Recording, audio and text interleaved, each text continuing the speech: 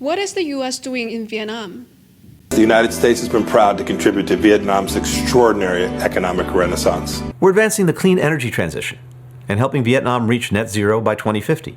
We remain committed to helping Vietnam strengthen its maritime security capabilities. We are supporting Vietnam's efforts to modernize higher education and equip leaders of the future. I have been long looking forward to returning to Vietnam. But why is the U.S. engaging with Vietnam? Vietnam is the fastest growing market for U.S. exports in the entire world. We believe that by supporting Vietnam's ambitions, we advance our own. Many who have opposed closer ties with Vietnam are now increasingly ready to engage. No. I mean, why is the U.S. really engaging with Vietnam? I'm Abby, and welcome to Foxtel.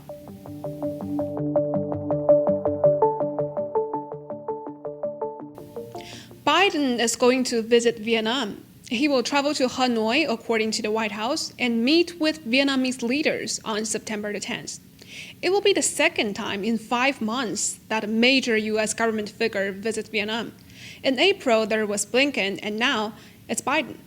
So why Vietnam, but not other Southeast Asian countries? Take a look at Vietnam. First, it is a robust power in Southeast Asia, especially in defense. According to the 2023 Global Firepower Index, Vietnam is ranked second in military power among 9 Southeast Asian countries, including Indonesia, Thailand, Singapore, Philippines, Myanmar, Malaysia, Cambodia, and Laos. And worldwide, it was ranked top 20 among over 140 countries listed. Second, geographically, its location makes it vital to the U.S. strategy in the South China Sea. Take a look. Note the Cam Ranh Bay is one of the most significant military bases in Vietnam. And there's also this Subic Bay, which is another crucial military base in the Philippines. Now, if these two are consolidated, the South China Sea can be sealed off, and China's passage to the Pacific Ocean can be blocked. Third, economically, Vietnam might have been chosen by the U.S. as a promising alternative for its business in Asia after its decoupling or de-risking strategy that aimed at compelling businesses to exit China. So to sum up, the United States aims to co-opt Vietnam to promote its Indo-Pacific strategy. It is an American national strategy. The concept emerged in the Trump era. President Trump first outlined his vision for a free and open Indo-Pacific at the APEC CEO Summit in Vietnam just last year. The national security strategy also detailed that vision. Make no mistake, the Indo-Pacific, which stretches from the United States west coast to the west coast of India, is a subject of great importance to American foreign policy. And it was then inherited by the Biden administration. What happens in the Indo-Pacific will, more than any other region, shape the trajectory of the world in the 21st century. Well, in 2022, the United States upgraded the Indo-Pacific strategies through the release of an official document. The ambition is huge. As the document says, and I quote, they will focus on every corner of the region, from Northeast Asia and Southeast Asia to South Asia and Oceania, including the Pacific Islands. Based on that, the U.S. will penetrate the region through various avenues, including economy, defense, politics, human rights, technology, and climate change. According to Politico, Biden, during this visit to Vietnam, will sign an agreement that marks a significant upgrade from the existing comprehensive partnership deal signed by Obama in 2013. Well, currently nothing is assured, but many believe that the possibility is very high, as Washington is indeed eager to play catch-up with Vietnam's deeper ties with Beijing and Moscow. The U.S. is hoping that this relationship is going to get stronger, both with security issues, and they are trying to, increase its bilateral economic ties. And it sees Vietnam as a really important piece to its Indo-Pacific strategy of countering China. However, the attainment of such an agreement remains challenging. First and foremost, Vietnam is not fully aligned with the United States. On the contrary, the two nations hold conflicting political ideologies and distinct positions on several critical matters. Vietnam is a socialist country under the leadership of the Communist Party of Vietnam, which naturally creates tensions with the U.S., whose political pursuits differ significantly. Human rights concerns have also sometimes been associated with Vietnam's political structure.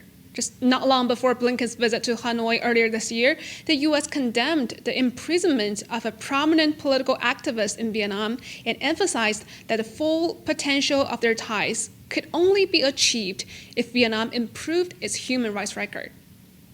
We encourage respect for human rights in Vietnam.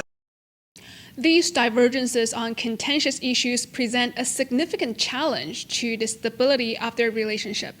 And secondly, Biden has already renewed the U.S. alliance and signed similar comprehensive strategic cooperative partnerships with countries in the Indo-Pacific region, such as Japan and South Korea. But yet, nothing has really materialized beyond joint statements and signing ceremonies. So this begs the question about the real intention behind this upcoming state visit. Furthermore, China is another crucial factor in Vietnam's dynamic. Regionally, China is Vietnam's most important partner, and simultaneously, the U.S. is also hard to refuse. Vietnam exports most of its goods to the U.S. Its number one exporter goes to the U.S., over $109 billion worth of goods. And while officially China is Vietnam's biggest trading partner, that's really because Vietnam is importing many Chinese goods. So there are important economic relationships with both countries, but I think for Vietnam, they don't want to antagonize China. It's geographically too close to China. There's a long history with China. And so they don't want to be too open about whatever role they might be playing in the U.S.'s efforts to counter rising China's power.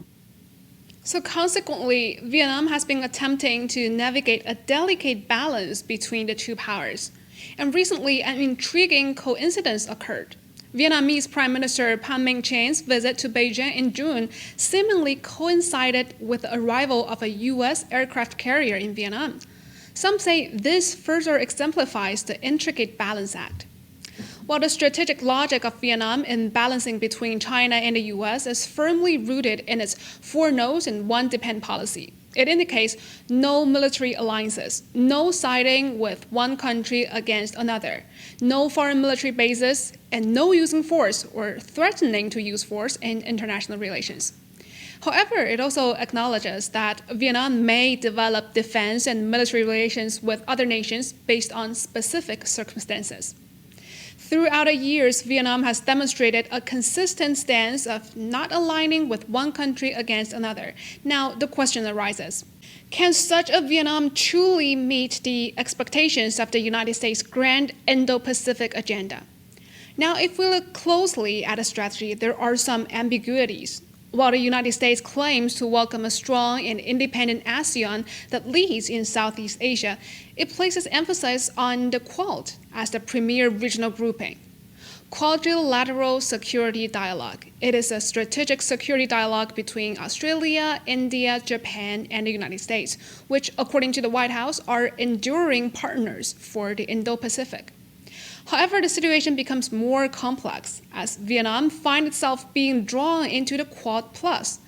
The plus here represents the intention to expand the Quad framework to include other countries like South Korea, New Zealand, and Vietnam.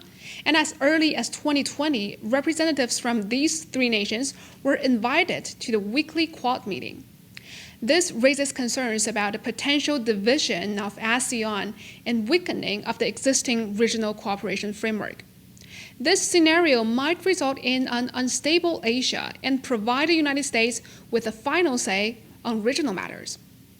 Now shift our focus to the IPEF, the Indo-Pacific Economic Framework. Launched by the U.S. under its grand regional strategy, fails to incorporate market access commitments typically contained in traditional agreements. This omission proves to be a significant letdown for trade partners in the region, seeking clarity and assurance in terms of market opportunities. Moreover, it is also unclear that what kind of enforcement mechanisms will be included in the framework.